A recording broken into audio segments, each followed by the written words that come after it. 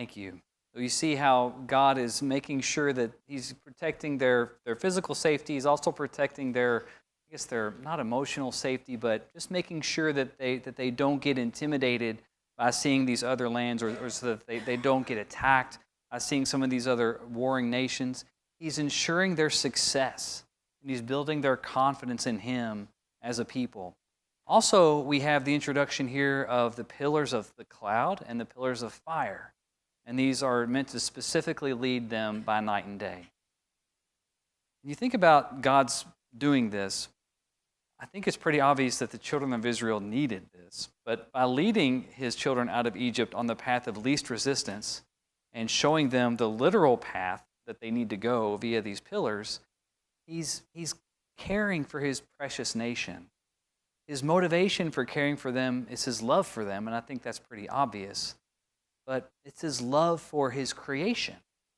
You keep that in mind as we reflect on another aspect of God's personality, and that is what we talked about a couple of weeks ago, God's desire to have all of the nations of the earth know of His divinity and know of His power. God devastated Egypt and its resources for this reason. And with these two insights of God's character, we can reasonably conclude a few facts. One is that God sincerely loves His creation and that He will perform miraculous acts on their behalf. Right? We saw that from top to bottom with Egypt and the plagues. The plagues and the pillars are examples of those, and these matter to the Israelites. Then, we can, I know it's a very big zoom out here, but we think about that in terms of the Old Testament, then we think about the birth, death, and the resurrection of Jesus Christ. These are chief that affect us today in that sense, about how God sincerely wants His creation to be successful and to be and to have their sins forgiven to return to Him. And also, God desires that all mankind has knowledge of His greatness and His power. And finally, God's personality is expansive enough to encapsulate both these extremes of great love and great punishment and great wrath. We see that with the way that He's caring for the Israelites here. We see that in His love for us through Christ, and of course countless other examples in the Bible. But it's also that side of God's wrath that we can't forget, that is always there.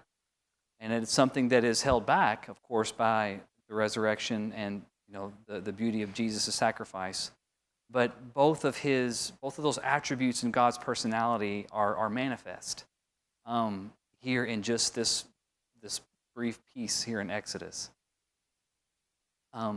The other two main items in this chapter to recognize are the Feast of the Unleavened Bread and the Law of the Firstborn. This chapter lists the laws about eating the unleavened bread and killing the firstborn of animals. But there's one really powerful theme that unites these two traditions that are handed down from God, and that's this theme of remembrance. God wants the people to remember. He easily completed the plagues, but He also expects some reciprocity from the people. He expects them to remember what He did. The point of these two traditions is so that the story of God saving Israel will not be forgotten as the years stretch out in the many centuries ahead. And this will not be the last time that God commands an act or tradition to make sure that the Israelites remember what He has done for them. What is another example where the sole purpose of it is for us to remember? The Lord's Supper, yes, absolutely, the most obvious example. We have the biblical example of taking the Lord's Supper on the first day of the week. And we think about, we're talking about God's personality a little bit there, and the love and the wrath kind of manifest in His actions in the world. And we also think about God's wanting His people to remember what He's done for them. And these are insights into knowing God. His ways are, by and large, of course, unknown to us, but we gather inklings here and there of His aspects that are undeniable. And it's really kind of amazing if you think about it, because God is all-powerful and all-knowing, and He wants us to know it, He wants us to fear Him, and He wants us to obey. He's loving and caring, and He's sacrificed that which is dear to Him so that we can be redeemed. So would you think about it in those terms and about getting to know God and how God is reaching out to us, and how, in this instance, it's easy to kind of see it less personal with the Israelites. You can kind of stand back from it and view how he's really caring for them.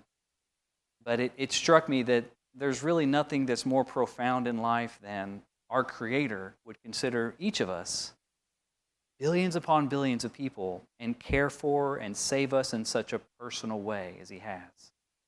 So if there's anything at all in our known experience, whether it's physical or spiritual, that deserves our love or our adoration or our worship, it is our Lord, it is God. And so that's what I got out of chapter 13. We're going to go through chapter 18 tonight. We're going to try. Anything on chapter 13 before we move on?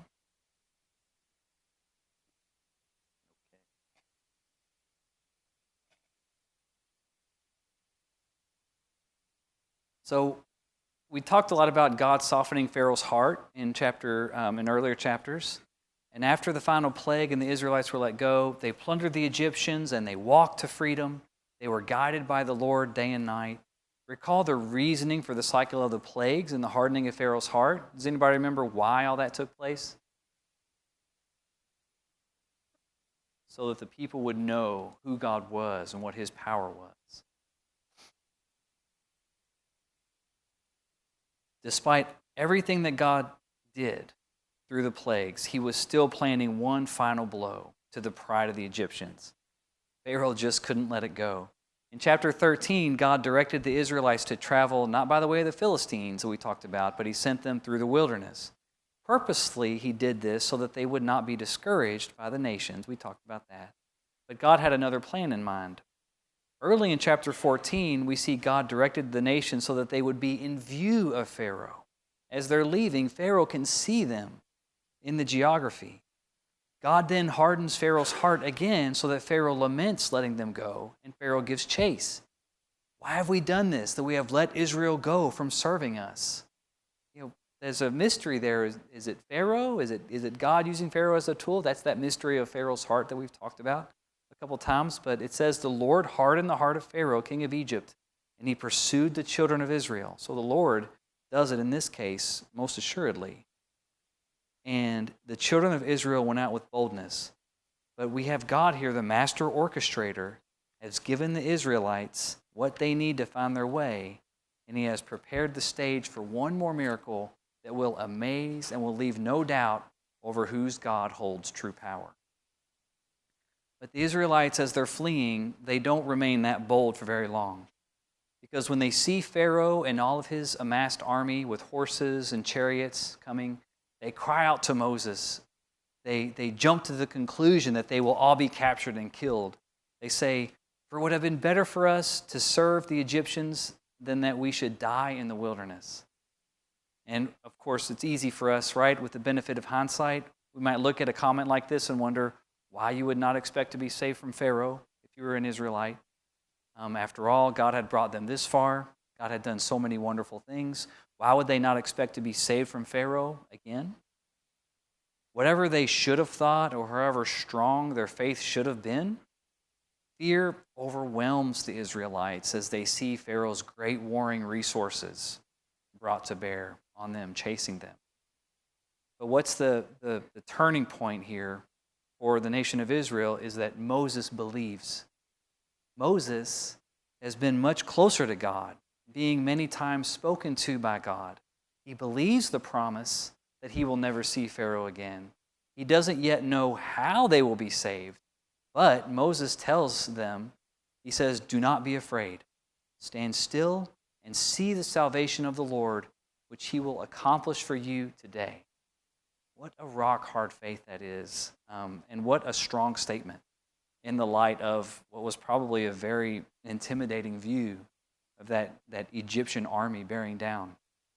But God is well ahead of Moses and tells him to direct the people forward, and Moses is to lift up his rod, stretch out his hand, and divide the sea. And then God describes his purpose. He will direct Israel over the dry ground where the sea had been, then the army of Pharaoh will follow. When they follow and see how he has made this path, A chain of events will be set into motion that will allow for the Egyptians to be finally and totally convinced of the power of the one true God. But before this happens, God separates the Israelites from the Egyptians decisively using the pillars of cloud and fire. And this is for their safety. Now, if you look at verse 21 in chapter 14, it describes how Moses stretched out his hand and a strong east wind made the sea into dry land. So, reading that verse sort of in the moment and not thinking about Charlton Heston in that movie, a little discussed fact in the text says that the strong east wind blew all that night to separate the waters. So any notions we might have of an instantaneous separation can be more than likely set aside. And so if you think about it, it seems to be, to me at least, that it was something that took place over a long period of time. That it wasn't as instantaneous. It was miraculous, most assuredly, but at least in my reading, it's God using the powers of nature miraculously to divide the waters. It still would have been profound and amazing because the waters are described as being as walls on either side of it. So there's still an element there of, I guess you could call it the supernatural, but the development of the dry land and the waters being separated was not as instantaneous as I grew up thinking as a kid hearing the story. Just wanted to throw that out there. Anybody have any comments on that?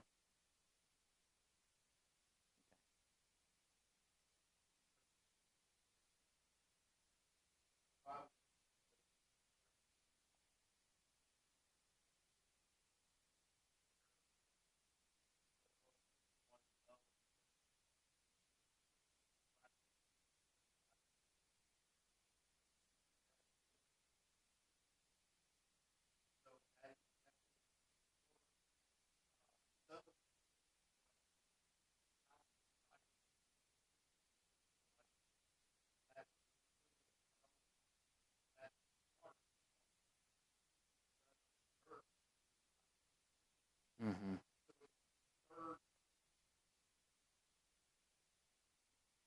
That's interesting. I hadn't considered that. Yeah, that's an interesting point. But after the Israelites go onto the dry land, the Egyptian army follows, and we all know what happens. Through the course of their journey, the Israelites ultimately reach the other side of the sea boundary without incident. But as the Egyptian army crosses, the text tells us the Lord hinders their progress with their chariot wheels breaking, and the army loses heart, and they lose courage, and they plan to flee because it's obvious that God is fighting for the Israelites and against them. But it's too late for the Egyptian army to flee and escape the fate that is waiting for them. As God directs Moses to stretch out his hand again the next morning, revealed that the sea that had returned to its full depth. So this is how the Lord obliterated the army of the Egyptians once and for all, and Israel saw the proof. There were dead Egyptians that were there seen on the seashore. So the result of all of it was that Israel saw this great miracle, and they feared and believed the Lord as well as Moses. Again, that's happened so many times now, and it will continue to happen. But the 29th verse of this chapter is pointed at us, the readers, to drive the point home of what really happened here. As fantastic or unbelievable as it sounds, verse 29 says, "The children of Israel had walked on dry land in the midst of the sea, and the waters were a wall to them on their right hand and on their left." And it makes me wish that I could have been there. I could have seen it. Now, of course, the most useful lesson here is that of the sovereignty of God. Make no mistake, with powers like this, he lives and he reigns. In these Old Testament times, he favors whom he chooses, and woe to the unbeliever. When we see how God essentially force-fed his power to a nation of unwilling pagans, we can really come to appreciate the manner in which he chooses to approach us in the modern age, with love, with mercy, with grace, and the sacrifice of his Son.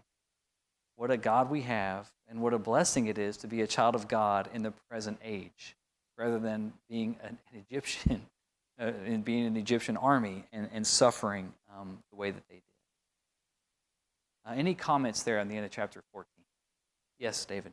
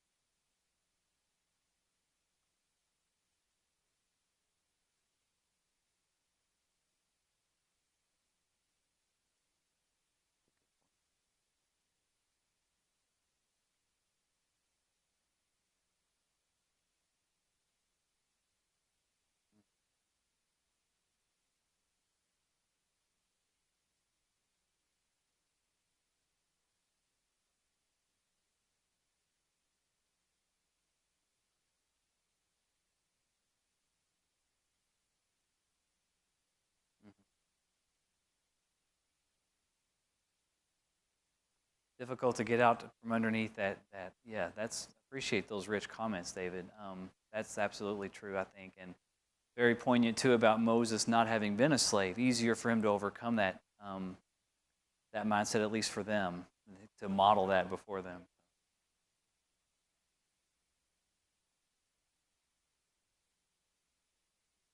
Mm-hmm.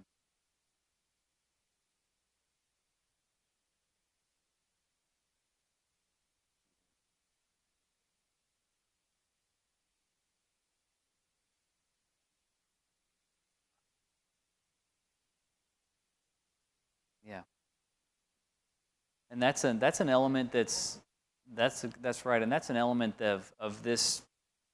The first port actually. The whole book really of God as an infant or caring for Israel as an infant, and really teaching them how to know Him, teaching them how to worship Him, teaching them how to have faith in Him, teaching them how to love Him. They really don't know how to do it, and I think it's hard for us to grasp that because we are so used to that. Even if you don't grow up reading and studying per se, we still, by and large, are in a culture where religion and belief in a higher power is something that's not too far away, for most of us. But for them, it's not just the nation of Israel that he's teaching, but it ends up being all of humanity, which takes hundreds and hundreds of years. But they just have a really hard time escaping. That's a great point about the slave mentality, as well as getting to know how to approach this great God that is caring for them so much.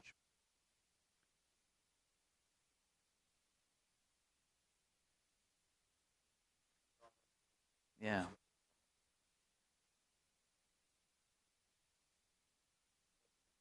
Yeah. Yeah, it's very, very hard, to be able to knock that many years of tradition, be able to see what true change means. And I think it's part of our nature. God asks us to overcome that. There are some cultures that have an easier time with it than others. Those are good. So going into chapter 15, thinking about the nation of Israel, after having gone through so much, and with such an exclamation point with the parting of the waters, the people of Israel have a song of praise to sing to God. This song, it's found in verses 1 through 18 of Exodus 15, the Song of Moses, contains many of the hallmarks of the Lord's care that have been examined in Exodus. Utter domination of the enemies of the Lord. These are just some themes if you read through this song. Special favor shown to the Israelites. The Lord is singular. There's one, and He's glorious. The Lord is powerful, yet He's merciful. That mercy, no doubt, pointed towards the nation of Israel, not the Egyptians. The surrounding peoples are witness to His power, and that the reign of the Lord is everlasting. So this first long song of praise is followed by a short one from Miriam, who is Aaron's sister. She is described as a prophetess. She's not the only female prophet in the Bible, but she is one of the few. Her song of praise is moving in its simplicity. Let's see, that's Exodus 15, 20 through 21. I'll just read that. It says, Miriam the prophetess, the sister of Aaron, took the timbrel in her hand, and all the women went out after her with timbrels and with dances. And Miriam answered them, Sing to the Lord, for he has triumphed gloriously. The horse and its rider he has thrown into the sea. So the Israelites do have faith in God, and one that's not really easily shaken. And it's exemplified here with these two songs. She would have likely been a very close observer of the events of the 10 plagues that led to their escape, so in a position to have done that. But faith in the knowledge of God's existence is one thing for the Israelites, but absolute confidence in the face of adversity that God will continue to care for them is another thing. And that's where they keep tripping up throughout the Old Testament, obviously, and even us today. But the Israelites prove the difference when they come upon bitter waters. And that happens here. The waters are not described to be undrinkable or unfit for human consumption. Their only complaint appears to be with the bitter taste of the water, right? So it's not that the water's not fit. It's just that it doesn't taste good. Kind of that remnant of being spoiled in Egypt, I would assume. But their only complaint appears to be with the taste. When Moses cried out to the Lord over the people's issue with water, the Lord showed Moses a tree. And once Moses cast the tree into the water became sweet, the people could drink. So before I dig into that, any comments from you all about what you would take from this minor story of the bitter water and the tree making it sweet? Any comments on that? It's a minor miracle, but it's notable, I think, because it demonstrates the Israelites' inability to be content. And remember, this is even at this early stage of their long walk with God in the wilderness. Yes, the water was bitter, but it was water. The particular liquid needed to sustain life. They couldn't just be happy that there was water. But God still gave them what they wanted. That again demonstrates his great love and his great mercy. And then the tree falling into the water was not what completed the miracle, but rather it was a sign to them that helped them to believe that a miracle had taken place. Then God tells them that he will not allow them to get the diseases that he gave to the Egyptians, as long as they follow him in his commands. And then directly after this, the children of Israel are led to a place where there were 12 wells of water and 70 palm trees. This is an oasis of sweet water, surely, and another show of love from God to his people. Even when they're complaining, when they're weak, when they're doubtful, God has led them away from danger and to this place where there's much water. His love knows no limits, which unironically gives us the perfect example of love itself. That's chapter 15.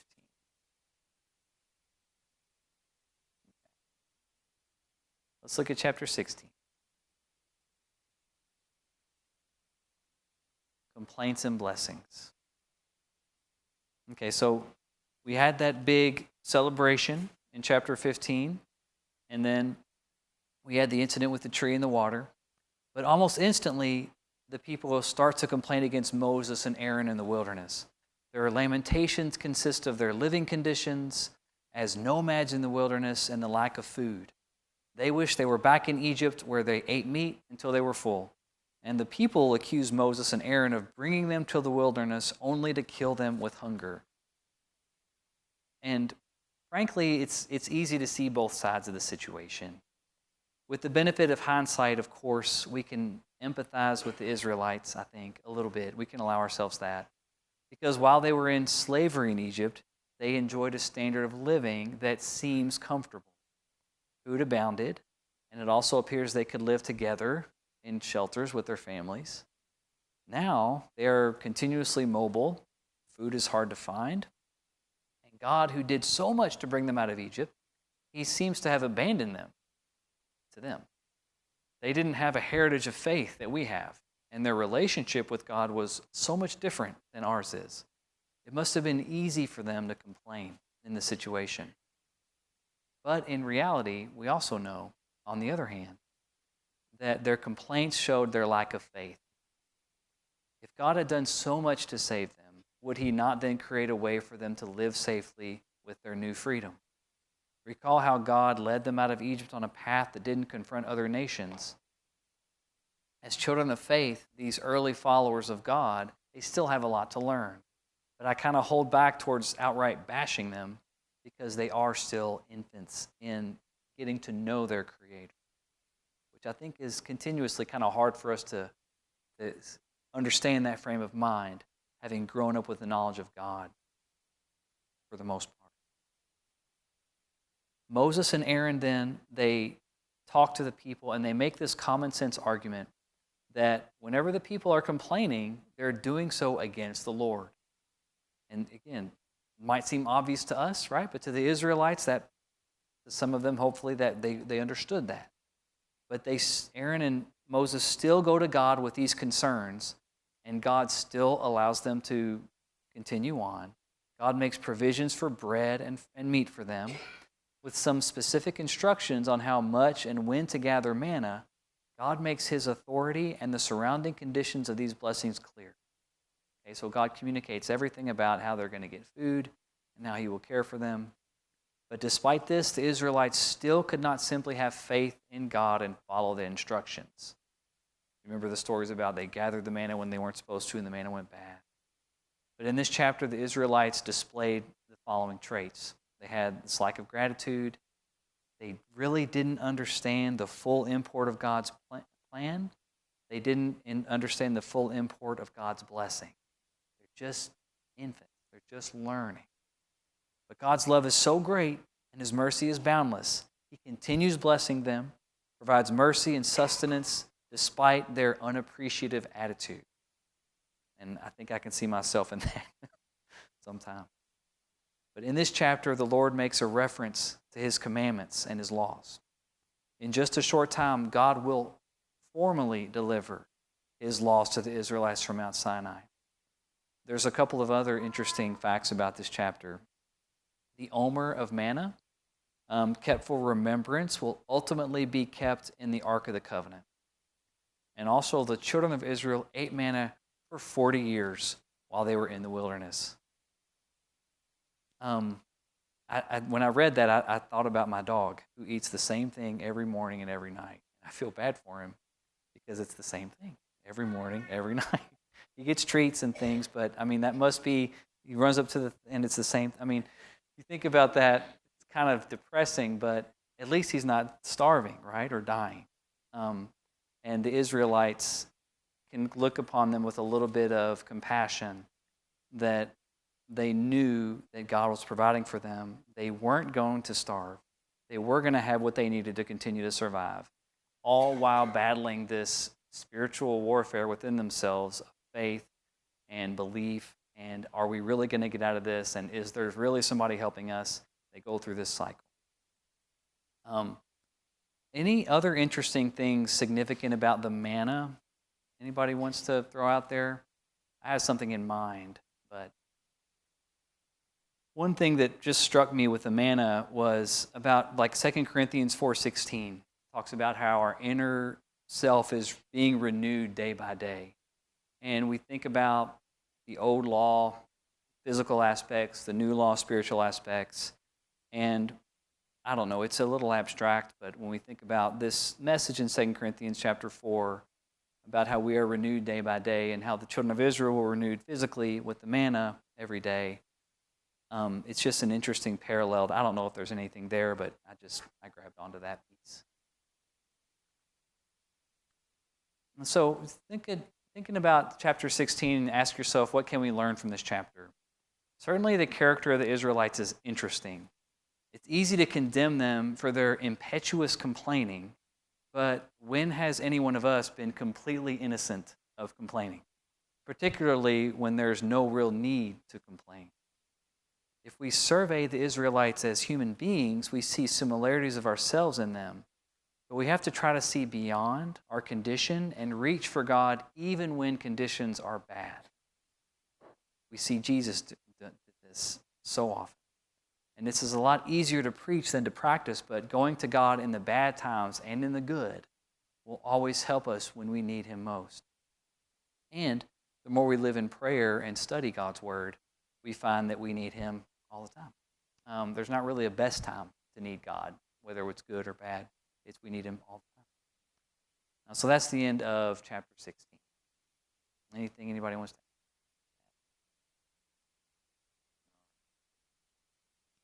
add? Chapter 17. The need for faith in life and battle. So this chapter starts with the Israelites not believing that God will provide water. And sound familiar? We just talked about that, right? With the bitter water. But one might be able to understand them worrying about finding water, but when they were in need before, God provided. So that shouldn't really be that big of a concern, but it is for them.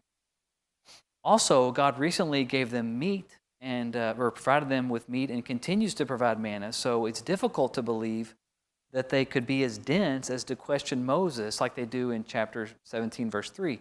They say, why is it you have brought us up out of Egypt to kill us and our children and our livestock with thirst? Sounds kind of manic, kind of unnecessarily dramatic. But I mean, when your life's on the line, things elevate to that level. But do they really think that Moses brought them out of Egypt even after the parting of the sea so that they would die? We have to keep their attitude in mind in the context of their learning how to be a godly people. I'm coming back to that theme again. They're still learning about how to be a godly people. Even though they have recently witnessed all these amazing miracles in Egypt, they're still pretty clueless on the idea that God will continue to protect them.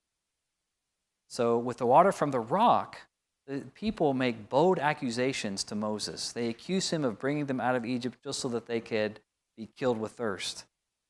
But remember what happens. Moses, hits the rod. And it's the same rod that was used when God told Moses to part the Red Sea and water flows from the rock.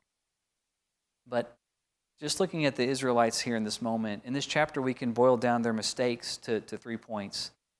They fail to learn from their mistakes. They have lack of faith in their path. And they don't recognize the true source of authority, Moses versus God. Now they have been dealing mostly with God. Remember, this is mostly with Moses. Remember, this is before Mount Sinai, right? And so some of these are understandable, but they're still mistakes. And so you think about lessons or meanings that you can take from the water from the rock. I like to look at Old Testament and try to find New Testament themes because it's my belief this book, is cover to cover the totality of God's message, and there are so many things that we can learn from it, and there's so many themes that go from the Old Testament to the New Testament because it's the totality of God's message to us. And so when I look at something like water from the rock, it's hard for me not to think about, God being the rock, the cleft of the rock behind which we get protection, we get our sustenance, the water flows for them to give them, and then we have Jesus, and the water of life and baptism. You cannot absolutely go too far with that. That's why I'm not going to get too deep into this one, but it was hard for me not to think about that whenever I was reviewing this portion. But Moses uses this question during this instance of water from the rock, and he says, why do you tempt the Lord? He's rebuking the Israelites because they are, in essence, tempting God to exact judgment on them when they don't properly recognize God. God will provide water. God is the power behind Moses. If the Israelites see this, then they will give God his due as all-powerful, and they will not be as the pagan nations whose gods are fabrication. And so that's the lesson. That's kind of where Moses leaves them during this second water incident. But next in chapter 17 is the fight against Amalek. And the exact source of this conflict with Israel and Amalek is not mentioned, but it's most likely simply that they wish to conquer and defeat this seemingly weak nomadic nation. So Amalek sees Israel, they want to go out and defeat them. You may remember that the Amalekites are descendants of Esau, as mentioned in Genesis chapter 36. But the Israelites prevail in the fight against the Amalekites because of God's power in them. This is that story of Moses holding his hands up, being a visual indicator of the power of God residing in them during the battle. And then during the battle, as long as Moses held up his hand with the rod, Israel would win the battle. Moses, not a young man anymore, needed help for the duration of the battle to maintain his hand in the air. This chapter marks the first mention of Joshua, the young man that would be Moses' successor. He's being trained and led by Moses to eventually lead the people of God. So this is a pretty big deal for the nation to win their battle in this way and to have Joshua introduced, knowing all that he will bring in the coming books. But to solidify the defeat, Moses is told by God to record it as a memorial. Sound familiar? Memorial that Amalek will be removed from memory. Just as Abraham and Isaac did, Moses then built an altar to the Lord to celebrate his loyalty, his dedication, and his faith.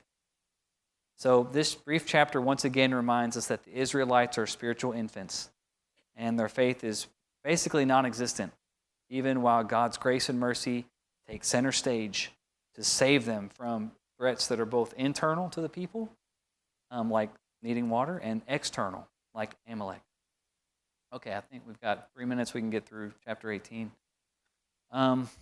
This chapter takes place in the afterglow of Israel's deliverance from Egypt. Okay, that's too much review there. Let's see. We have here this incident with Jethro. So Moses comes back. Jethro comes with Zipporah, because remember this theme we've been talking about, how everything happened with the plagues and with so much destruction there, so that everyone, not just the nation of Israel, would know who God was and what he's capable of. Well, that's a success story because Jethro hears about it, Moses' father-in-law. He's the priest of Midian, and he comes to Moses and he brings Zipporah, whom we last heard about, all the way back in Exodus 4. But Moses and Zipporah's two sons, Gershom and Eleazar, also come. Moses and Zipporah must not have had a very amenable marriage after the events of the circumcision in Exodus 4, 24 through 26. Her long absence from Exodus 4 until Exodus 18 suggests that she lived with her father during the intervening years. But that's just a suggestion that I took from that. But Jethro, again, come back to Jethro's father-in-law. As the priest of Midian, he's heard of the deeds that have been done to free God's people. And this proves that news of their freedom and the methods by which they were freed had spread far and wide. So when Jethro hears this, he travels, he brings Moses' family back to Moses. And Moses is still respectful and a little bit subservient to Jethro after a fashion. And we see evidence of that in their greeting and in their communication. Now, when Moses relates the recent events to Jethro, he gives the Lord all of the credit and takes none of his own, which is pretty great on Moses' part. And we expect that from Moses, knowing his character. But now Jethro is convinced of the Almighty God's singularity and power. I've asked Brother Mike Morgan to read Exodus 18, 8 through 11.